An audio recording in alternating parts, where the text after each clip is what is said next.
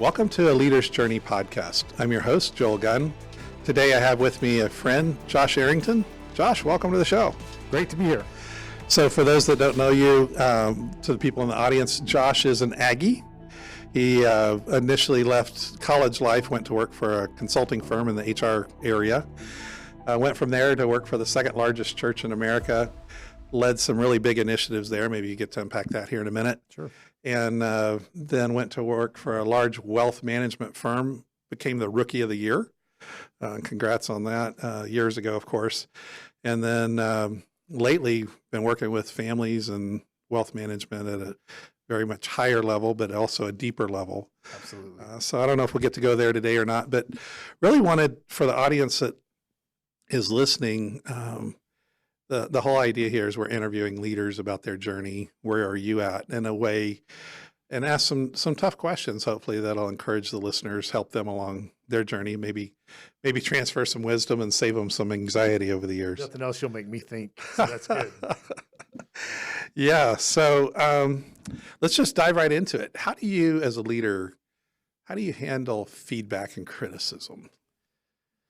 I think it's crucial that we understand, even before getting to that question, that leadership is a role to be played within an organization, but it's not a differentiation of the value of a person, right? And so sometimes what I think happens is as you move up an organization charter, you become a leader, you become in charge of things, it's classism. And so suddenly you're above criticism. And I think walking with humility, I learn as much from the people I lead, if not more, than they probably learn from me. I think that's one of the key things is being open to criticism.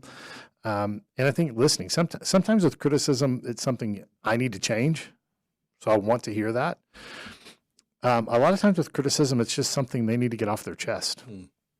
And I think the freedom for people to get things off their chest opens up their creativity, their originality, opens up all of those things and sort of cuts that loose from them. So I think listening to criticism is huge. And then you have to evaluate it and see, does this fit? And if so, then I need to make changes. As you're doing the evaluation, how do you, first of all, it's usually pretty easy to identify this is a complaint or a whine versus this is legitimate. Sometimes it's kind of in the gray area.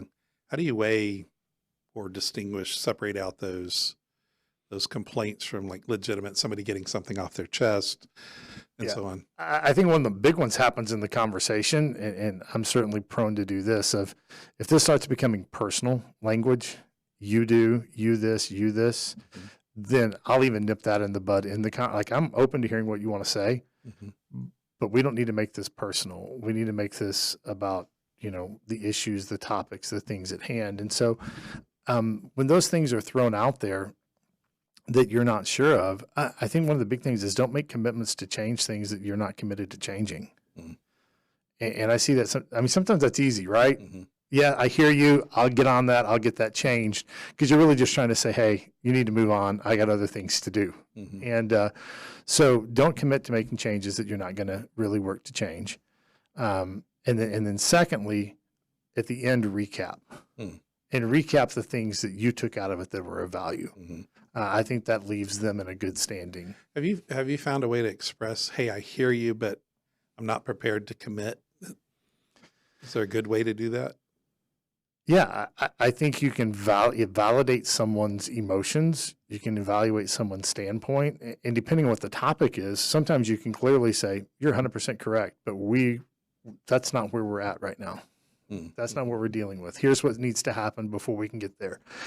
A lot of those things, it's interesting because I think you can bring people into being a part of a solution at that point. Like if we were at X point, then we could address your issue, but we're not there. We're still back here at L.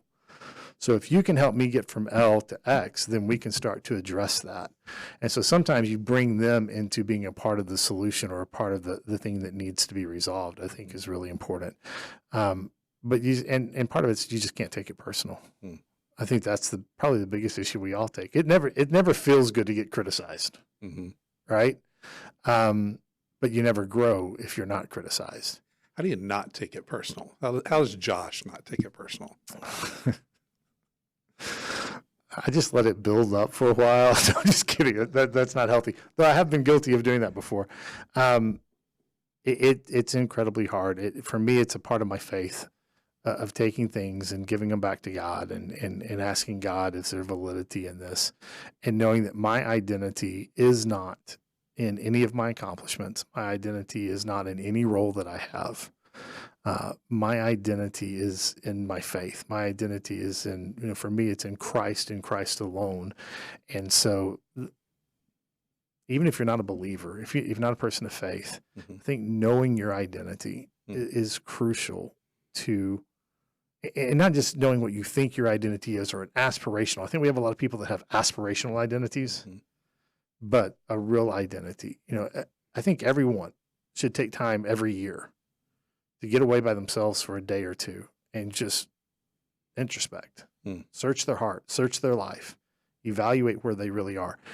If you know where your identity is, then receiving criticism is really easy, because if it's criticism that doesn't apply, you can stand and know that that's misplaced criticism.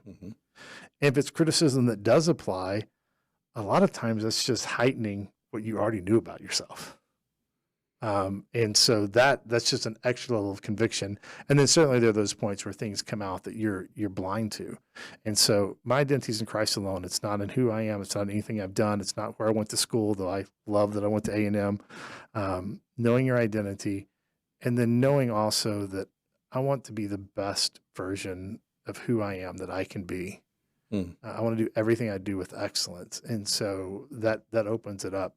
I had a lot of coaching in life, and I think that probably helps some of that, dealing with coaches and things who are always on your case about little things, but that they're working to get you to a good place.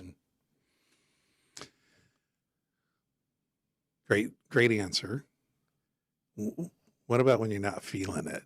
Do you just push through? Do you sleep on it? You go call your coach? Yeah. Sleeping on it always helps. Okay. A lot of times you do. I think sometimes you just have to push through. It happens that we all go through these seasons of life. And if you are hitting in a season of life where you feel like the whole world's against you, it makes the criticism that much harder to take. But I think I also ask myself, in being a leader, part of my role is to coach, to give criticism the other direction. So how would I want that person to respond if I were giving them criticism that they didn't want? Can I make myself respond in the same manner? And even if I can just run down that rabbit trail for a little bit, because it's easier to talk about doing it with other people than doing it with myself. But in that, I think we have to separate out the difference between congratulating and encouraging. And I think a lot of times leaders think that acknowledging someone for something they accomplished means they're an encouraging leader. No, that doesn't mean you're encouraging. You're congratulating. You did a good job. Good job. Encouragement is when they're not doing the good job. You still believe in who they are, what they can accomplish, and you're speaking to them in ways to get them from where they are to where they want to be. And so I try to keep that in mind even when it's toward me of, okay, let me be encouraged in where I'm trying to get to, where I'm going. And then thankfully I have a great wife who helps with that most of the time, but she also keeps it very real. So what do you think some of the biggest misconceptions in leadership are about leadership? Well, the first one is defining leadership. I think definitions matter greatly. And I think that a lot of people, there's been for a few years in business and in Christendom in particular, where I have a lot of experience in, this idea that leadership is the same thing as influence. So if you have influence, you're a leader. And I don't think that's accurate. I think everybody has some level of influence. People who are not at all leaders have areas in their life that they have influence. And so I think one of the big misconceptions is that you lead organizations or you lead projects or you lead these very tangible kind of things. You don't. The only thing you can lead are people. You can't lead an organization. You lead people.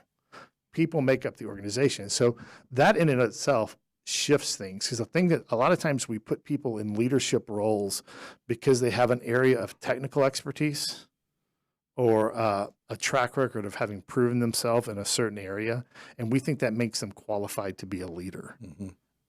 It doesn't necessarily do that, but that's if you're thinking on the organizational leadership or the project leadership, all that. Leadership is about leading people and looking down at people and how you, not looking down on them in a negative light, but looking down and saying, how do I help you get from where you are to a better place, and serving people. And so I think the misconception that it's influence and it's not relational makes it become transactional. And that's how you burn people, you burn employees, you burn volunteers, you burn people in negative ways versus taking them in a positive way. In the late 80s, early 90s, I entered corporate life, Fortune 500 company. And it was, check your life at the door, your problems at the door. Yeah. We got work to do. Yeah. And it didn't help that it was a division that was full of scientists and former military. Right. little certain type of people there. Yeah. How do you respond to that? If, like in the real world, can a leader really expect his people to check their feelings, their emotions at the door? No. You want more than that? Go ahead and unpack that a little. I think it's unrealistic to expect people to check their feelings, their emotions, these things at the door. And I tend to be very much a Joe Friday, just the facts. Like I can fall into that really easily. But again, you're asking people to check their personhood. Mm-hmm. And another interesting thing I think on that, you mentioned checking things at the door and this kind of thing. Well, how do we evaluate leaders? What's the sign of a good leader? If you're in corporate life, results. Right. It's back to the transactional side of things. Mm-hmm. To me, a good leader is based on how the people they're leading grow, develop, and what they become. Mm-hmm. Good leadership is seldom measured in the moment. It's measured over time. And so, I know people that consider themselves great leaders, but if you look at the turnover rate of people underneath them, it's out of control. Well, then you're not a good leader. If I would rather look at the people that are following you and how they're growing and developing to determine if you're a good leader or not, than look at what your outcome is in your product. Mm-hmm. Now, you absolutely, you have to have KPIs and ROI. You have to have those things, but it begins with leading people. And if you're going to lead people, you can't check your humanity at the door. Just can't do it. Mm-hmm. What about this is off on a bit of a tangent too, but you said something that triggered. What about the guy that started the business? Now he wants to transition it. How does he find value in that? If he has a hard time, I mean, he's got a track record of people staying with him and growing, but now he's got to separate himself. It's just a difficult process. Where's he find value? It's complex. Yeah. Where's he find value? I mean, that's one of the things we deal with all the time. And one of our areas of specialty is helping people who are walking through, business owners with their business in transition. And that can be they're selling the business. Sometimes that's the easiest one. Mm-hmm. What we run into a lot is when you're trying to pass it down to the next generation, mm-hmm. right? Because when you sell the business, you can focus on, we talk a lot in our work about helping our clients embrace 5 different capitals in their family, not just financial capital when they're planning their legacy. So you've got financial capital, you've got character capital, you've got intellectual capital, you've got relational capital, you've got spiritual capital. Well, if you're just selling the company, you can just focus on the financial capital. That one's pretty easy, mm-hmm. right? But when you're passing on to the next generation, suddenly all the other areas that you may not have raised your kids up, or they may not be sharing those things, become really evident. So how do you get that leader to let go of their baby? And it's the reason most companies never sell. Mm-hmm. It's, I think, in the 80th percentile of companies that even want to sell, never sell. And a lot of times because the leader can't let go. But I would argue that if a leader's been focused on their people, then their people will be positioned to keep the company going without them. Mm-hmm. If they've been focused on their product, they may not have the people. I've met those leaders, though, that they've done a great job focusing on their people, and they love them, their people, and their people love them. they're still having a hard time letting go. You Well, know? and I think sometimes you can do interesting things. How do they live into that, right? We have a person who's looking to sell their company in another city here in Texas, and this has been their issue. Suddenly they're going to be more than set for life. Has a staff of 200 something people, just wants to serve, and the majority of his staff is blue collar guys, right? He loves getting to serve them, and so we've had conversations about, well, what would it look like for you to move out of that and then come back and sort of be a chaplain within the company? There are all kinds of creative ways maybe to look at that. But it's incredibly hard for people. It comes back to the identity question. Great people who their identity becomes their company that they built, instead of their identity being in something else. That really segues into one of the other questions I had for you is, how do you define success, and then how do you measure success, especially in light of the last few minutes? Yeah. Success, well, I'm probably a little bit different in this. Success for me is about making everyone around me better. So that's a big one for me. For me, it's about seeing other people reach their goals, reach their accomplishments, do those things. But I think having clear goals, not aspirations, there's a difference. Clear goals that you're measuring to, and then taking all 5 of those capitals that we talked about and going, I've got a goal in each one of these. So I'm a little bit weird. I'm gonna open up and confess a little bit. Everybody don't leave comments on this. So I'm a to-do list guy. Are you a to-do list person? Okay. I tend more that direction. Okay. Yes. I'm a to-do list person. I have an Excel spreadsheet with a column for every day. Now, I've gotten better, but it used to be that I would put everything I had to do in a day, and then I would color code as I got things done. So if it was fully completed, it went to one color. If I had done my part and I was waiting on someone, Green, I hope. Maroon. Oh, true Aggie. Yeah, Okay. true Aggie. Sure. So we go to maroon, and then if it was, I had done my part, but I was waiting on something back. So I've done what I can do. Then, it's a different color. And then at the end of the week, I would grade myself. It's a terrible practice. Don't do it, because you'll have a really full week and you'll end up really depressed. Here's what I didn't account for in that is when you put everything into that system, the thing that takes you 5 minutes, like pick up your prescription on the way home, is on the same level as the thing that takes you 3 hours, right? And so I didn't account for that. But all that to say, on the side of that, then I have my goals for the year that are sort of in these different areas. And so they're not, there's a business goal, there's family goals, there's relational goals, there's spiritual goals, all of these things. And so for me, it's having a clear idea of what I want that to be and measuring to it. Because, by the way, I've never had a year that I achieved success in every one of those categories. So if I'm only measuring success by my professional work, then I can get really down when maybe COVID, think back to COVID. Most of us failed in COVID professionally. What we went into that year with as our goals, most people didn't get there, including me. On the other hand, what I did get was amazing relationship with my children. When my boys had to come home from school and I'm at home, we started working out together a couple hours a day. I know you can't tell now, but it was over. So it was 3 years ago. It was 3 years ago. Yeah. But we got all this time together. And so I could have gotten to the end of that year, and if my identity then, again, is in just my profession, well, I'm down on myself. I wasn't successful. But I was far more successful with my family than I probably ever have been. So I think having different things that you're shooting for success and looking at the bigger picture is key. So something a little more holistic. Absolutely.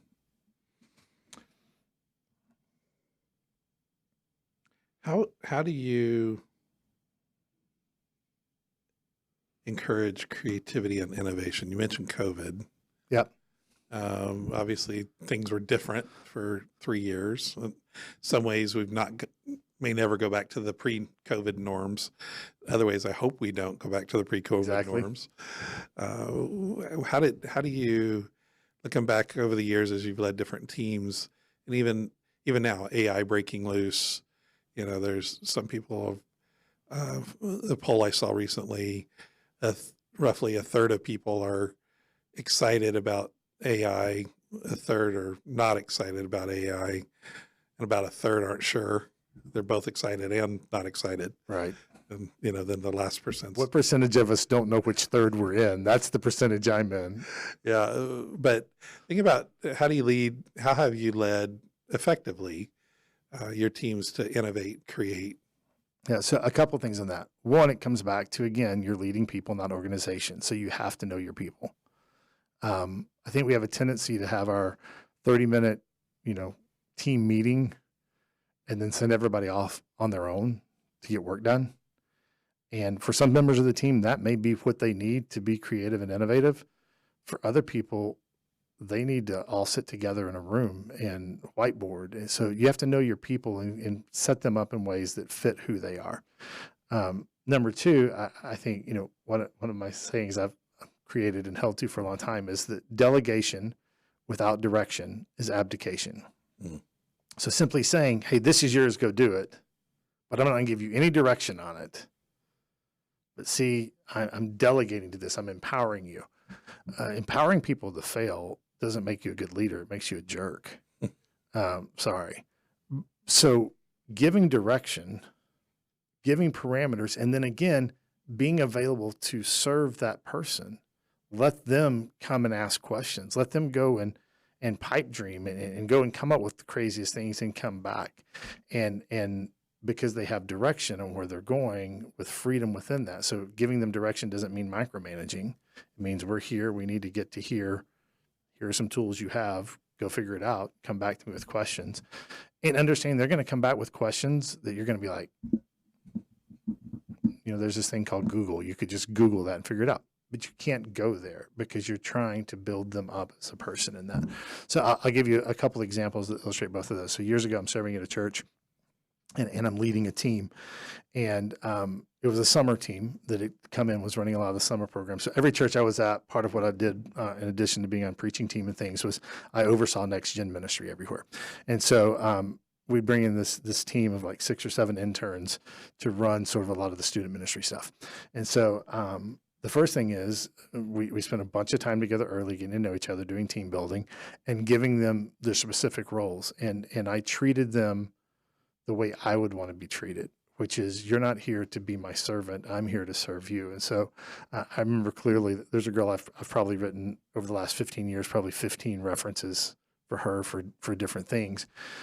She comes in, she's just out of her freshman year in college. And the project I gave her was leading a mission trip, taking 75 high school students to another country, $180,000 budget.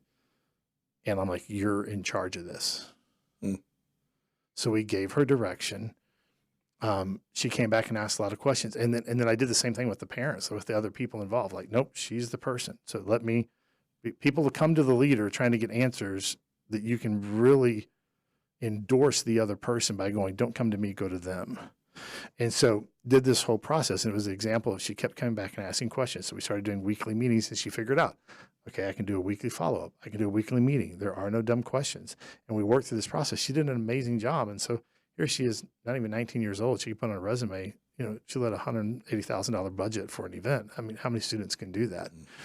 The other thing that happened similar with that was we had some of those people who would go off by themselves to the offices we had given them, and they would work on whatever project they had. But we had a group, about 3 or 4 of them, that just worked together in a lounge the entire summer. And my initial response was, y'all aren't going to get anything done. I couldn't have been more wrong. The creative things they came up with working together were absolutely astounding.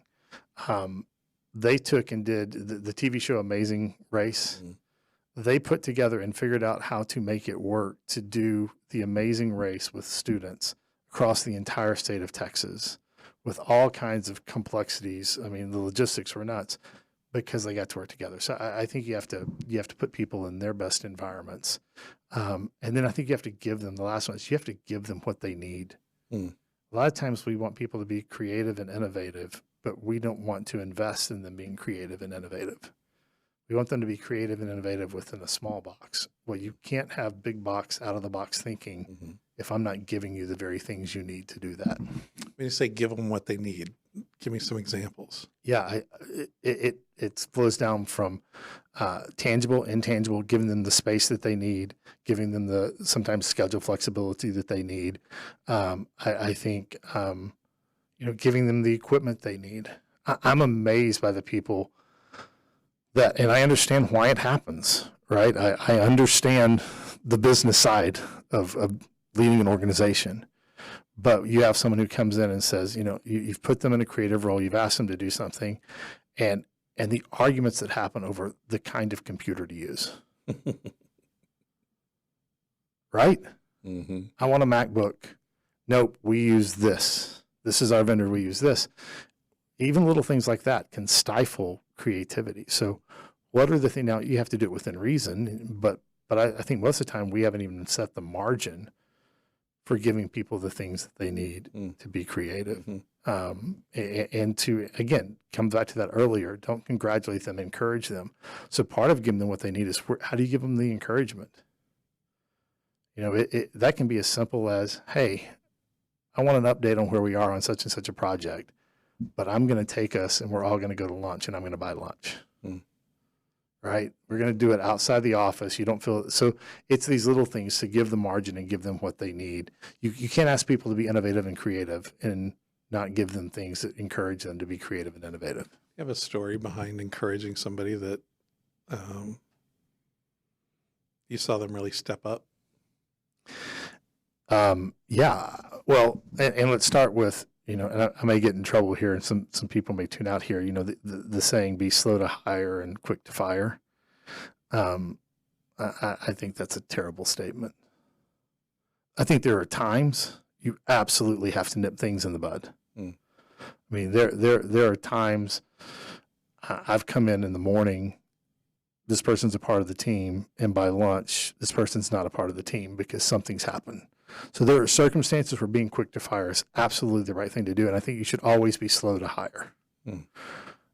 But sometimes being slow to fire is important too, because it gives people a chance to define themselves, to develop into what they want to be that they didn't realize that they could be. And so, an example of that, I'm thinking of probably 2 or 3 things that are running through my brain, but one of them was having a staff member that just wasn't performing. I mean, it wasn't underperforming, but wasn't performing. Does that make sense? They were just sort of, they were at the efficient frontier, least amount of effort for most amount of outcome, and you knew there was so much more in there. And so just took them away for a solid day, and didn't start talking about work. Started talking about life. That back to that thing of, can you check the person at the door, and getting to know what was going on in their life, and found a couple little things that we could tweak. One of them was their schedule, and it just relieved so much for them. And to see now that person is, leading a much larger organization than we worked together in, because they begin to find their footing, begin to find their way, begin to flourish, and move on to something better. And to me, again, that's always the clue. Can you help people become their greatest form of themselves? What's the longest you've kept somebody when everybody was telling you to fire them? Days, months, weeks, years? Months. I mean, I'm really glad you asked that question. I think you have to have an honest, and I have that conversation with people. We're going to go down this road of trying to figure this out, but there is a time frame here. I think what happens a lot of times is we go in and we give people an ultimatum. There's a difference to me between an ultimatum and a timeline. Again, depends on how you define leadership. If I come in and I say, you've got 3 months, and if this, and this haven't changed, you're out of here, and then I walk away, I've not given them anything to change. If I come in and say, hey, we have a timeline, we're going to, 3 months, we need to see serious change on here, but I'm in this with you. That is a radically different approach to leading and to investing in them, and to drawing them out. And it changes, Here's another one that I know, I get it. There's plenty of people who would say, well, legal ramifications. Guess what, guys? There's legal ramifications for everything in life, right? What about the person you let go because it's what's best for them and you see it's what's best for them, and continuing to journey with them when they're no longer a part of your organization? I've got numerous stories of that, and seeing them find their place outside of that. Well, that only works if you think that you lead people, not organizations, or the person you don't hire. I have a person, a young man that, it's probably been 7 years ago, interviewed for a position, wasn't a fit, saw a lot in this person. And so I called them to let them know we weren't moving forward with hiring them. But by the way, I see a lot in you, and I just want you to know I'm available. 7 years later, I talked to that person at least once every 2 weeks. And they're now a big wig in the organization they're in. They found the right place. They've grown, they've developed, and have gotten the joy of seeing that happen. And now it came back around because there are some things that we actually do together business-wise now. Nice. Right. Long before they were there, that to me is that encouragement thing, right? I see this in you. Let me encourage you in this. Let me help you in this. It's a difference. How's an encouragement conversation sound versus a congratulatory? I can imagine the congratulatory, hey, great job. But what's a truly encouraging conversation, heart motive? What's the tone? What kinds of words? What's the outcome, so to speak? We're business people. We like outcomes. Yeah. Well, I think you can't use platitudes, but you have to speak to direct things. I see greatness in you is not encouragement, right? I see that you have the ability to do this specific thing. You've shown flashes of promise there, but I think these two things are keeping you from doing this, right? So you have to have tangibles within the encouragement. So you're trying to call out things that you legitimately see inside of people and speak that over them in a healthy way. I know it's a weird phrase, speaking over someone, but speaking that to them, because a lot of times if you see flashes of something in someone, the reason you're not seeing it burst and come to fruition is because they're insecure about it, right? They're insecure about their ability or the outcome. So looking for those things and going, how do I encourage that? Because I want to see more of that. So I think having tangible things, don't just give platitudes, and speak to the person they are, not the thing that they're doing. I think that helps as well. I see an incredible work ethic in you. So I know that you're capable of doing this, this, and this, whatever that is.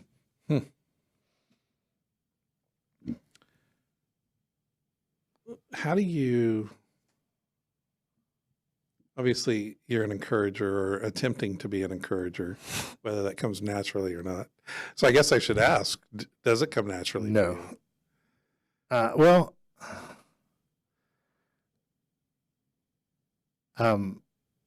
No, I don't think the encouragement side comes natural to me. I think the development of people comes natural to me.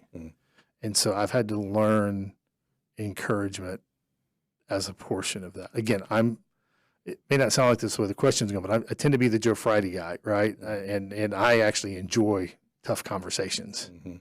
So I had to learn. I'll give you a strange story on that, and it comes out of being a pastor on staff at a large church. And being a pastor on staff at a large church, you're called to shepherd or care for people. And I had the realization one day that if I couldn't shepherd my staff, I couldn't shepherd the congregation. It was one of those life-changing moments for me. And so the next day I just went and I started thinking. I actually took a list of, again, it's a large staff. I took a list of staff and I went through how many of them I hadn't had interaction with in some of them 2 and 3 months. Right? I just took them, frankly, for granted. And so I thought, okay, I got to change that. And so what started, that's maybe before the encouragement thing started, was just, okay, I'm going to live into this. So I made a point from that day forward to go by every single person on our staff's office at least once a week and just stick your head in and go, hey, how you doing? Is there anything you need? And then that just continued to develop into the encouraging and calling out. And so, because it is a balance, there's the encouragement, but that doesn't mean, that doesn't also always mean it's fluffy clouds. Sometimes encouragement is speaking hard truth, into it. That's good. How do you motivate somebody that you mentioned earlier, they find just the right amount of work to keep from getting fired, but the least amount of effort? Patrick Lencioni calls them, the term just slipped my mind, but he's got a term for it. The lovable slacker. That's his term. You got the lovable slacker. How do you motivate those kind of folks? Yeah. I'm going to ask a weird question back before I answer your question. Why is that a bad thing? That they're lovable slackers? Mm-hmm. I don't know. It depends on... Because we immediately think of that, right? Yeah, like you assume it's bad. We assumed it's a negative. Yeah, absolutely. And my question is, why do we assume it's a negative? Because we also tell the stories. Like we've all heard the illustration, right?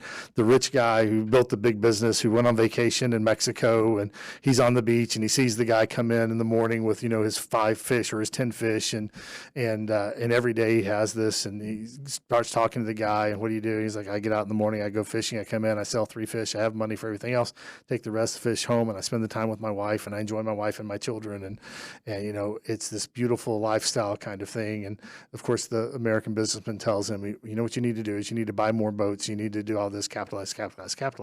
And we sort of tell that story typically as a don't miss the easier things in life. Mm-hmm.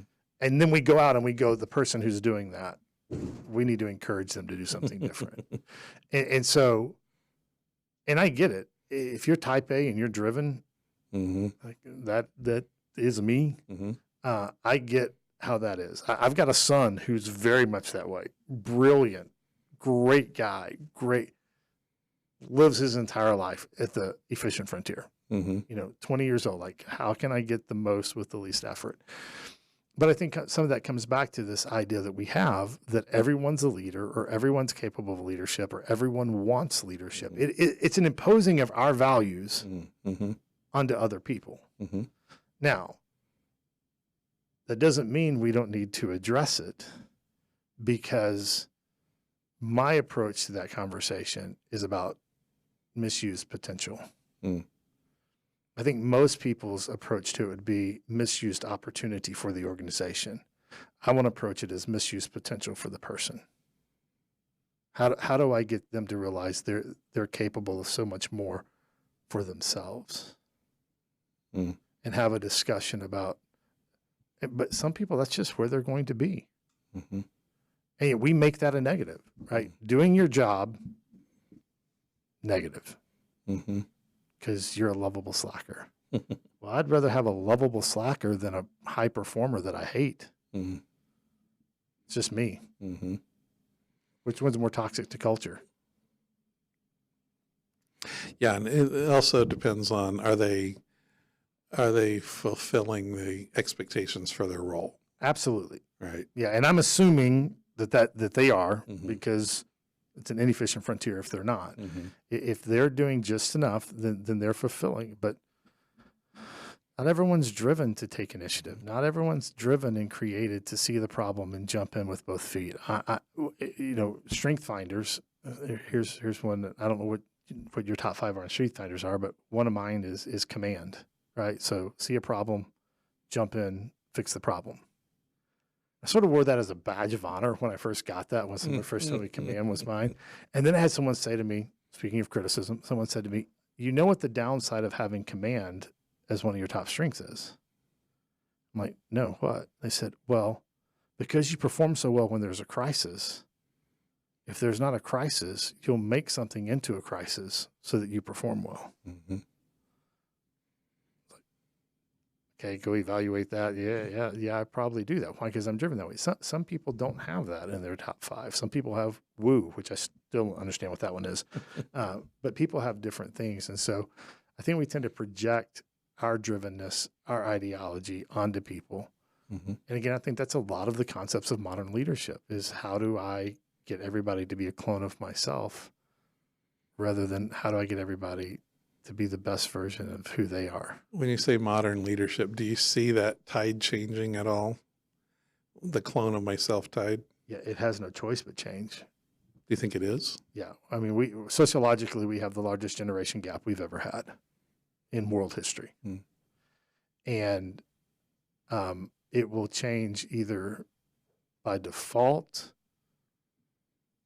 and be very painful, or it will change by some intentional actions. The American dream has changed. For those of us who have some gray hair, that's an interesting place for us to be. You know, we were raised, I did this, have a group of guys that meet every week in my backyard and hang out. And it's a very diverse group. We have, you know, any given week, anywhere from 8 to 20 guys. And we just hang out and talk for 4.5, 5 hours. It's really weird. But we have everything from 20-year-olds to 60s in this group, and very eclectic from all different walks of life. And here a few weeks ago, we had sort of a split between some really, you know, 26, 27 and down guys and some older guys. And so we just started asking some questions, and the differences were radical. Like one of the questions I asked everybody was the older guys, what age did you get your first job? What age did you start working? What age did you move out? Well, I got my first job at 12, milking cows to pay for my own clothes. By the time I was 16, I was out and on my own. You know, most of the guys that were older in the group, that was sort of our thing. And so the younger guys, you know, I mean, I think right now it's over 50% of people in America that are 18 to 30 live at home with their parents. That's going to change this dynamic. And so I think there's I think that's some interesting challenges right now of leadership is how do we change that? How do we, and I say change that, even that language is that needs to change, right? How do we make the necessary changes to continue to flourish with this massive difference between generations?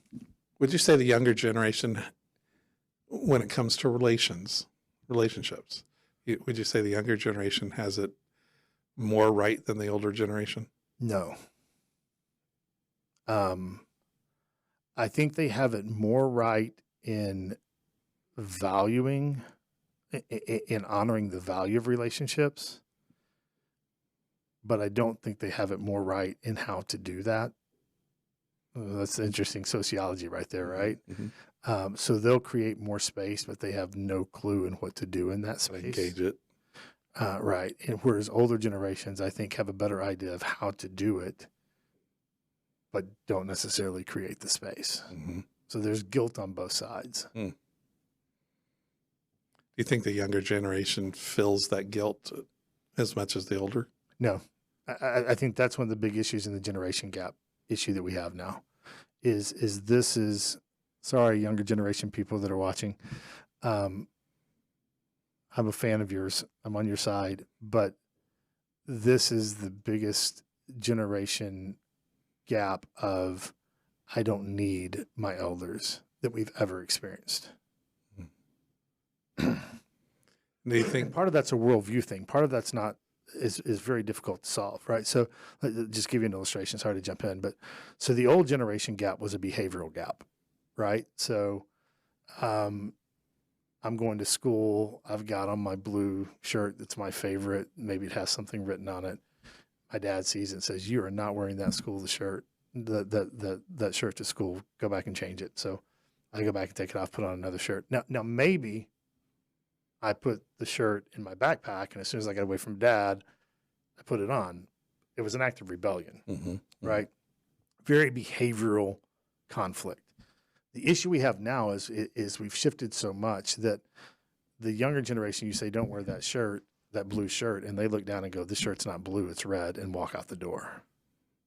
They have such a different view of the world that sometimes we're not even speaking the same language. So it's not even, I mean, there's still behavioral gap issues, but some of it's not a behavioral gap issue, which makes it highly more complex to dive into.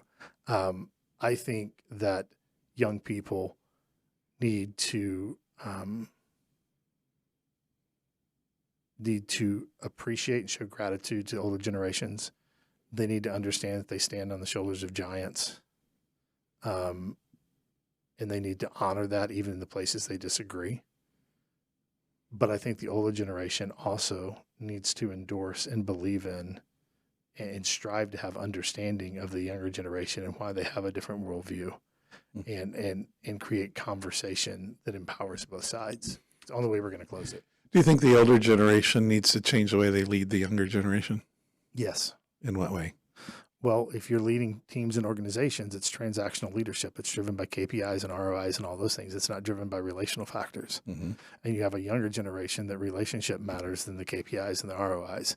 So if you don't get to the point of leading through personal connection, through the other side of things, you're going to really struggle to have the younger generation follow. And so a lot of conversations are entered into already on polar different sides because of the approach. When you can build the relational and do the relational component, you'll find a lot of times there's a lot more ground of agreement and willingness to have the conversation. Do you think the younger generation will settle for a hollow facsimile of give me the bean bags and the casual areas to work in and flex hours, and if we get a relationship or not, that's close enough? Or are they gonna say hold out for a true relationship? I think I think sociology and culture a lot of times is a pendulum. It's constantly swinging. I think we've swung to this place, where it was the beanbag, everything you were just saying. I think we're either at the point where we're about to swing back, or there's already signs that we're swinging back the other way. I mean, we can look at the studies, look at studies that show actually that doesn't increase productivity. There's some negative sides to that. And then I think there's tough conversations to be had culturally about what it means to even have a meaningful relationship. And there's some arrogance in the older generation sometimes about what that means. It's misplaced arrogance. To pretend that an online connection doesn't have deep value because you don't understand it. I'm not sure that's accurate. They live in a different world. It's changed who they are. And so I think the beautiful point is when you're willing to go, I don't understand that, so I'm going to make fun of it, but I love you and I want to get to understand it more. You know what I'm saying? So you build this camaraderie around some of it. I mean, the majority of marriages now, I think, are meeting online. I think back to the Manti Te'o situation, the Notre Dame football player, right? And everything that happened there, this person he had never met but had this deep connection to, like that's not faked. That's legitimate. It's real. It's happening. The young man who just got arrested for espionage, here a while back, that was part of an online group. And these kids he's never met, these other people he's never met, are rallying to support him. Some of them willing to go to prison potentially to support him. So I think we have to understand there's some real connectivity that we as an older generation can't discount. But I think then we also have to have the younger generation, like, how do we have the conversation with the younger generation to go, you can initiate through this, but what's the end goal? And how do we get them to go to that deeper level of commitment and things? But it also means we have to face some things in ourselves, because have we really modeled it well? The younger generation, anything that you like about the younger generation is because of us, and anything that you dislike about the younger generation is because of us. Yeah, we forget that often, right? Yeah. As we start to draw to a close, looking forward, what's the biggest challenges you see for the next generation of leaders?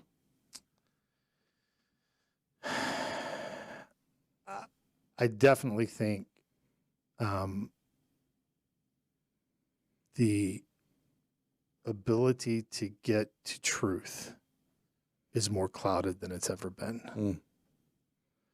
And so be that the rise and influence of social media, AI, there's so many things that are out there that most people live in echo chambers today. And a lot of those echo chambers, you put a little bit of falsity in that echo chamber and it just it creates its own thing. I heard somebody the other day was telling the story. There was a study that was done where they took 5 monkeys. Have you heard this? They put 5 monkeys in a room and they put bananas on a rope leading up to bananas. And so one of the monkeys starts to climb the rope. And then when it does, they turn on these water cannons and they blast all the monkeys. And so a little bit later, the monkey tries to climb. Well, eventually the other 4 monkeys will start to take the monkey trying to climb the rope and pull him down and beat him up because they don't want to get right. And then the group that did the study began to rotate out. So they would take one monkey out and put a new monkey in who didn't know, who of course with bananas, let's go to the rope. Eventually they had rotated out all of the 5 original monkeys. But it was so indoctrinated into things that if a monkey went to grab the rope, the others would pull the monkey down. Mm-hmm. And so I think this quest for truth, both in in an esoteric manner, but also just in a factual manner, I think is really is a real challenge for them. I think the understanding that the world is huge, but it's not as big as you think it is, which is a weird thing to say. Mm-hmm. Because now you can go online and you can find someone who shares your craziest thought. And you can think that, see, we're a majority, or this is not uncommon. Mm-hmm. And I think that leads to some bad relational decisions and things. So those are some challenges they face for sure. And they face, especially here in America, we're in the middle of the greatest wealth transfer ever. That will go away. Mm-hmm. And, they're very conditioned to the lifestyles. Like our worst problems, a lot of them are first world problems. Mm-hmm. And what's going to happen when that begins to dissolve because we haven't maintained. Do you have a forecast from that dissolutional peak? When does it peak? That's a good question. I think if I had the answer to that, I would write that book and, we'd be doing this interview in Hawaii or something. I don't know that there is an answer to that. But I think a better answer than when's it going to happen is probably how do we prolong or avoid that? And we have to get back to having respectful conversations. To understand, and this comes back to everything we've talked about: leadership, encouragement, all of these things, right? Unity is very important. Uniformity is very dangerous. And so even in an organization, back to when do you let someone go? If they're not in unity with where we're going, that's probably a good thing to let them go. But more and more we're pushing for uniformity. Mm-hmm. And that's not a healthy thing. So how do we have respectful conversation? And you can't have respectful conversation without having respect. I think some people they mistake civil conversation for respectful conversation, right? So we speak civilly while internally we're like, this person's an idiot. That's not respectful conversation. So respectful conversation is finding something really to respect and share and validate both ways and beginning to have those conversations. Final thoughts? Focus on leading people. And my drive in life has been for some time to see other people succeed more than I do. I think servant leadership is an oxymoron. Leadership is serving. It's serving other people to become the best that they can be. And there is greater satisfaction and joy in that than in anything else I've experienced. The other stuff tends to take care of itself. Certainly more so than if you just focus on the other stuff. So to me, the big rocks of leadership are relational. Be relational. Draw out the best in your people. Encourage them. I saw a post just yesterday, I think, on some social media thing where someone who had been with the company for 10 or 15 years helped build the company from nothing, was now taking a senior leadership role at SpaceX. And the really cool part about it was the person who posted was the CEO who had been their partner, and was like blessing this person in their department. I thought that's really cool. That's leadership. That's awesome. Well, brother, thanks for taking time today. Sure thing. I appreciate you. Enjoyed it. Enjoying getting to know you better. Thanks for being on the show. You bet. Blessings.